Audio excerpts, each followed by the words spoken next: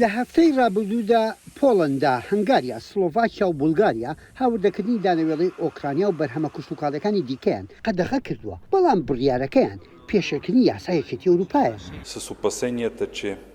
بازارەکەمان پڕ بووە لە بەرهەمی خۆمان بە باهای ملیارەها دۆلارە. پێمان وایە فرۆشتنی قرس دەبێت، بۆیە زیانی گەورەمان بەردەکەوێت ئەگەر ڕێوشێن نەگرینە بەر.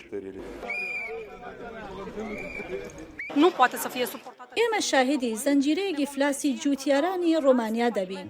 ئەم بڕیارانە دژ بە بەرهەمی جوتیارانی ئۆکرانیا دراوە قەدەغەکردنی هاوردەکردن بەلایەکێتی ئەوروپاشەوە پێشێکردنی یاسای یەکێتەکەیانە. کردەوەی تاکلایانە بە پێی سیاسەتی بازرگانی یەکێتی ئەوروپا ممکن نییە. سەرڕای ئەوەش بە پێی زانیاریەکان یەکێتی ئەوروپا گرێبەسێک ئامادە دەکات بۆ یارمەتیدانی جوتیارانی ئەو وڵاتانی کە زیانیان بەرکەوتووە و بڕی ئەو یارمەتیش 109 ملیۆن دۆلارە. هەروەها لادانی بربەستەکانیش لەسەر هەناردەکردنی دانەوێڵەی ئۆکرانی بۆ بازارە ناوخۆیەکان تاوەکو مانگی 6 ئەمساڵ.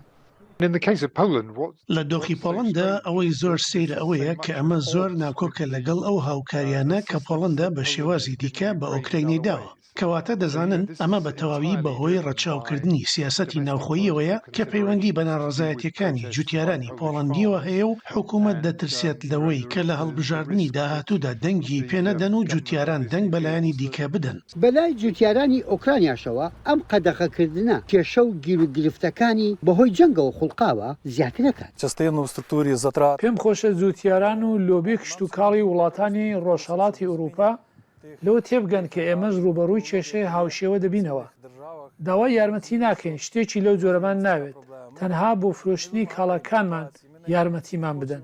زۆری دانەوێڵەی ئۆکرانیا لە ئەوروپا بەشێکی ئەگەڕێتەوە بۆ کەمبوونەوەی هەناردەکردن لە ڕێگەی دەریای ڕەشەوە کە لە دوای داگیرکردنی رووسیا ڕێکەوتنیە بە نێوەنجی نەتەوەیەکگرتوەکان بۆکردنەوەی ڕێڕەوی کەشتیوانی لە مانگی 8 ساڵی ڕابردوودا کەوتەوە، بەڵام رووسیا هەڕەشەی کۆتایی هێنان بە گرێبەستەکە دەکات. شارەزایان پێیان وایە ئەوەی لە وڵاتانی ئەوروپای خۆرهەڵات بەسەر بەرهەمی ئۆکرایندا هاتووە هانی مۆسکۆژەدات لە ئەگەری نوێکردنەوەی ئەو گرێبەستە وەک فشار لە بەرژەوەندی خۆی بەکاری بێنێت. پۆڵەندا ڕۆژی هەنی دەستی بە گواستنەوەی بەرهەمە ئۆکرانەکان لە سەرانسەری خاکەیدا کردووە.